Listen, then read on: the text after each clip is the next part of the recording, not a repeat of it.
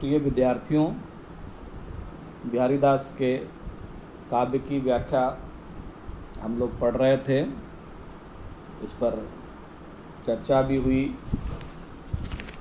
आज हम लोग बिहारी रत्नाकर में संकलित 21वें पद को जो है हम लोग उसके अर्थ पर चर्चा करेंगे। तजी तीरथ हरि राधिका तन दुति करी अनुरागी, जिहि ब्रज केली निकुंज मग पग पग होत प्रयागु। अपने इस पद में बिहारीदास जो है राधा और कृष्ण की जो युगल छवि है उसके प्रति जो है प्रेम भाव, भक्ति भाव जो है अपनी व्यक्त की है। और राधा कृष्ण की जो युगल मूर्ति है उसका ध्यान करने के लिए जो है अपने इस दोहे में कवि ने जो है संकेत किया है, क्योंकि राधा और कृष्ण की उपासना जो है वह व्यक्ति को जो है पावनता और अलौकिक आनंद देने वाली है। अपने इस पद में कवि बिहारीदास अपने मन को ही संबोधित करते हुए कहते हैं, तजी तीरथ हरि राधिका तन दूती करी अनुरागु। यहाँ तन दूती मतलब जो है राधा और कृष्ण के जो है वह उनके शरीर की जो आभा है, जो सुषमा है, जो कांति है, उसके अर्थ में यहाँ पर आया है। कभी मन को समझाते हुए कहता है, मन तुम तीर्थ स्थानों का भ्रमण करना छोड़ दो, वहाँ जाना जो है त्याग दो, और उसके बदले में जो है तुम राधा और कृष्ण की जो युगल मूर्ति है, जो छवि है, जो राधा कृष्ण की जो युगल छवि जो है उसके प्रति तुम जो है अपना प्रेम, अनुराग और भक्ति भाव जो है तुम व्यक्त करो, भक्ति भाव से तुम जुड़ जाओ।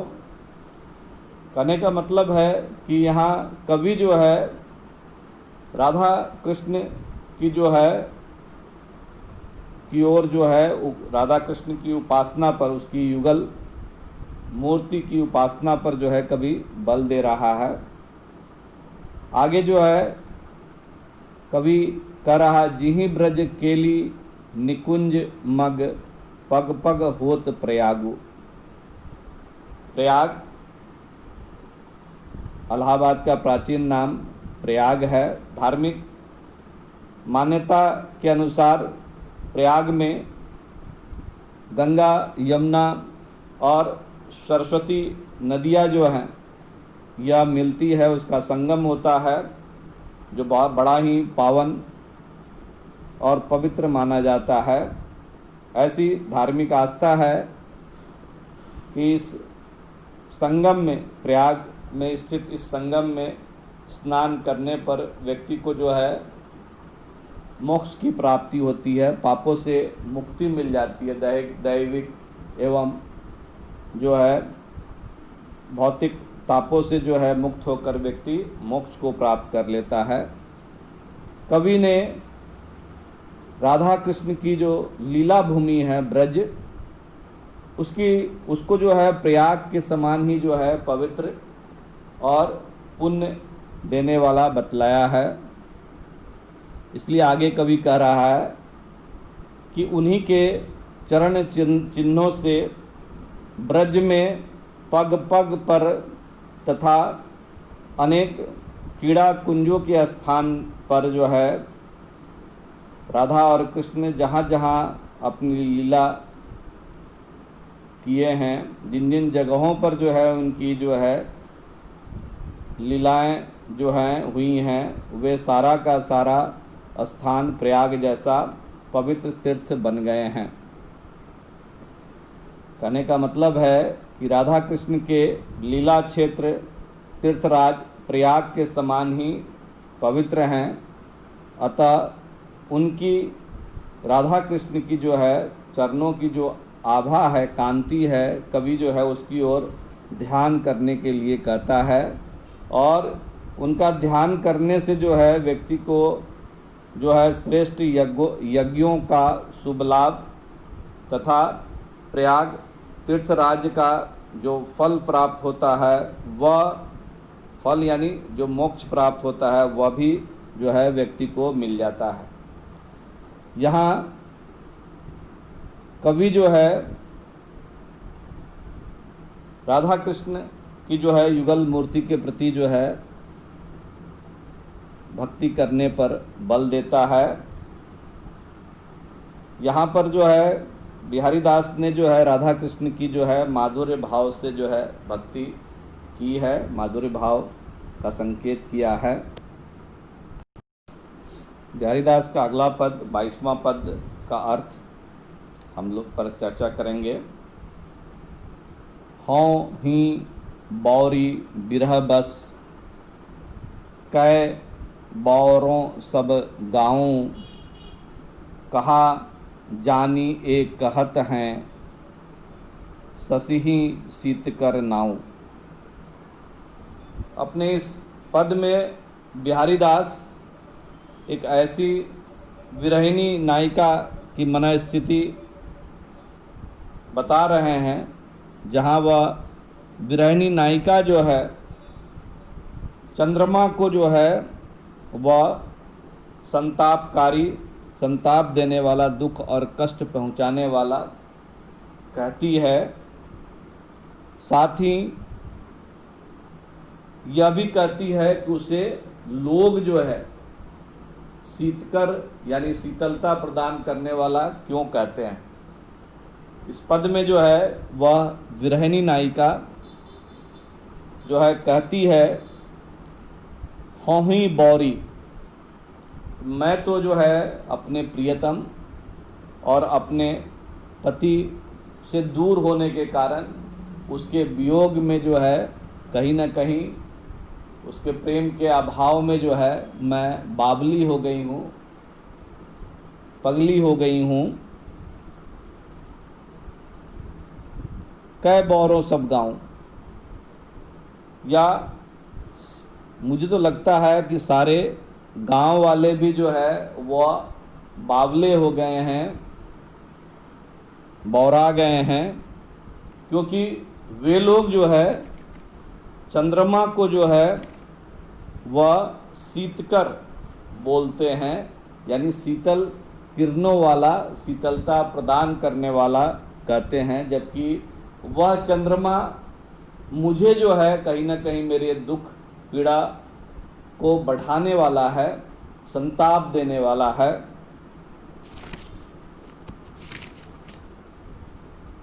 यहाँ कवि ने जो है विरहिणी नायिका का यह स्वगत कथन है जिसमें वह चंद्रमा को जो है संतापकारी बताती है। बहुत से कवियों ने भी जो है इस तरह की भाव की व्यंजना अपने कविता में की है।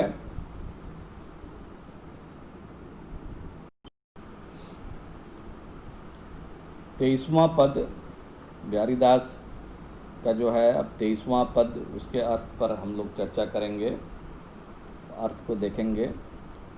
जिन दिन देखे वे कुसुम, गई सुबीती बहार, अब अली रही गुलाब में अपत कटीली डार।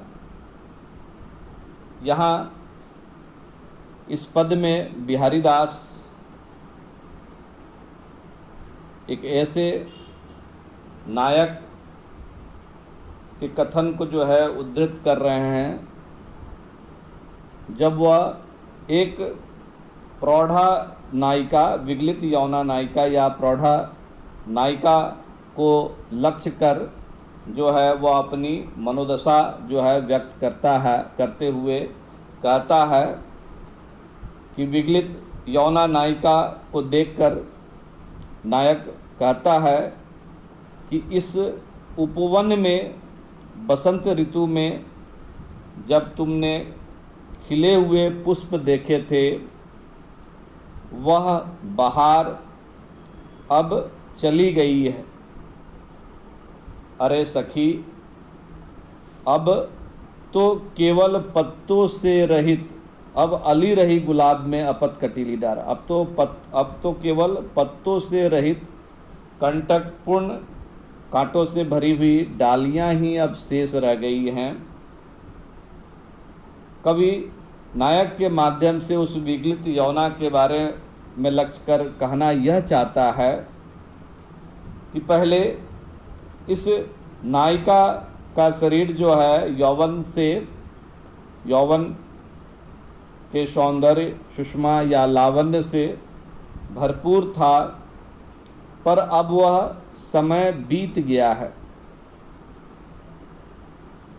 उम्र बढ़ने के साथ वह नायिका अब वृद्ध हो गई है। अब तो उसका सौंदर्यहीन हाड़ मांस का शरीर ही शेष रह गया है। यहाँ एक अर्थ इसका यह भी निकाला जा सकता है कि पहले वह व्यक्ति धन वैभव संपन्न था, परंतु अब उसका वैभव नष्ट हो गया है और समय के कालक्रम के अनुसार अब वह व्यक्ति जो है निर्धन बन गया है। यहाँ बिहारी के इस पद में जो है कुसुम जो है नायिका के अंगों के उभार का प्रतीक है। बहार शब्द यौवन के अर्थ में आया है। अपत कटीली डार जो है वह नायिका के वृद्ध शरीर को जो है कहीं न कहीं व्यंजित कर रहा है।